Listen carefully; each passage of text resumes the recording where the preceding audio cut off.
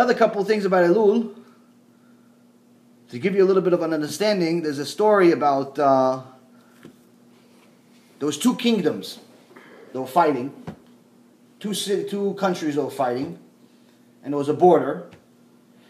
He said, listen, you're not allowed to go here, you're not allowed to go here, except one case, except one thing. There's only one cemetery. So, if you need to bring it, both of us need to use the cemetery, so you're allowed to cross the border and bury your dead. Okay. Of course, the Jews always find a business opportunity. So they say, okay, we're going to use the coffin, but we're going to fill it up with merchandise. We're going to put some shoes, we're going to put some diamonds, we're going to put some, whatever we can do. So every day they're showing up with the new coffin. It's full of merchandise. The guard says, what is this? Oh, somebody died. They mention a name. Okay, go. 1 day, 1 week, 2 weeks. Then eventually the guard starts noticing, I don't understand, so many people are dying, but they're all happy. The people that are taking this coffin, they're all very happy. It's supposed to be sad. So he starts, chashud, it starts becoming a little suspicious. So he stops them today. He goes, listen, stop. I want to see what's in the coffin. So the people, no, come on, this is bizayon, this is disrespect for the dead. You got to give respect to the dead. He goes, listen, open it right now. What are they going to do? They open it. He sees the diamonds and the sneakers and all the other merchandise that's in there. They already know how much jail time they're going to be in. They all start crying. He says to them, so the guard says to them, you fools, if you would have cried before I opened it, I would have just let you go. Why did you wait to cry until after you opened it? Same thing with us. If we cry now during Elul, we cry now before we go to the Yom Adin, we won't need to cry after. You understand? The other thing is a story from the Magid Miduvna. It's a Ish Kodesh, is a person that was a holy person. Magid Miduvna, every time somebody would ask him a question, he would answer it with a parable. So one time somebody asks him, how come you always answer every question with a parable? He goes, well, let me tell you a parable about it. So Magid Miduvna says, what do you think? The students come to him, he says, Kvod Harav, what do you think about people, Jewish people, that during the month of Elul, they don't wake up? So let me tell you a story. One time there was an exporter, somebody that was trading in different cities, in different countries, but his specialty was to transfer illegal stuff. Illegal, black market.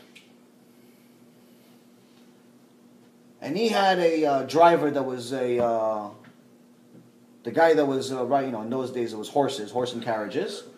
So he had the guy that was, riding the horses. And the guy who was riding the horses was getting paid enough to pretend like he didn't know what's in the bag. But every time he took a trip with all of his merchandise, the exporter was very concerned. Until they got to where they were, he was very, very worried. Why? Because he knows that if he gets caught, he goes to jail for his whole life. So he was worried right from the beginning. The guy that's leading the carriage, he wasn't worried. When did he become worried? As soon as he got to the border. He got worried when he got to the border. Who wasn't worried? The horses weren't worried. The horse were not worried at all. So Magid Miduvna says, this is what we're talking about. The exporter, the one that's worried right away, he's the smart Jew. He's the righteous Jew. He knows who he's dealing with. He's dealing with the creator of the heaven and the earth. He knows he needs to be worried. He knows that he's not perfect. There's no such thing as a righteous person that never sinned. There's only 4 people mentioned in the Gemara in history. But in general, there's no such thing as somebody that doesn't sin. So even if somebody's the Gdol Ador, he knows he sins. He has obviously his own level of sins, not like us, that we sin every second, but the point is that every one of us sins. So someone that has an acknowledgement of who the Creator is and who He is, he knows he's sinning, so he has to be worried right now. It's Elul. I'm getting to Yom Adin. I'm getting to the Day of Judgment. I should be worried. So the exporter is worried. The guy that's leading the horses, he's the guy, he's not worried until he gets to the border. He's not worried during Elul. He starts becoming worried when he gets to the Beit Knesset on Rosh Hashanah. Who's the horse? The horse is everybody else. Not only are they not worried about anything during Elul, but even when they go to the Beit Knesset, they're still not worried. They figure, it's a nice culture. It's nice. I pray. I say a few things. Maybe I give some tzedakah to the Beit Knesset for some strange reason. They do this auction. I give it to them. And then I go and have my barbecue on Shabbat. Because that's the horse. So he uses a very good verse in Tehillim.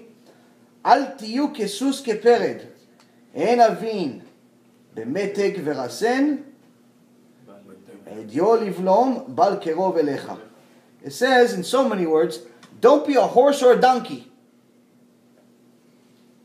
Don't be the one that's not worried, not before and not after. Don't be that guy. Worry. Because so long as the light is on, so long as the candle light is on, you have an opportunity to do tshuva. But if you don't even acknowledge the fact that you need to do tshuva, then unfortunately you're the sus. You're the horse.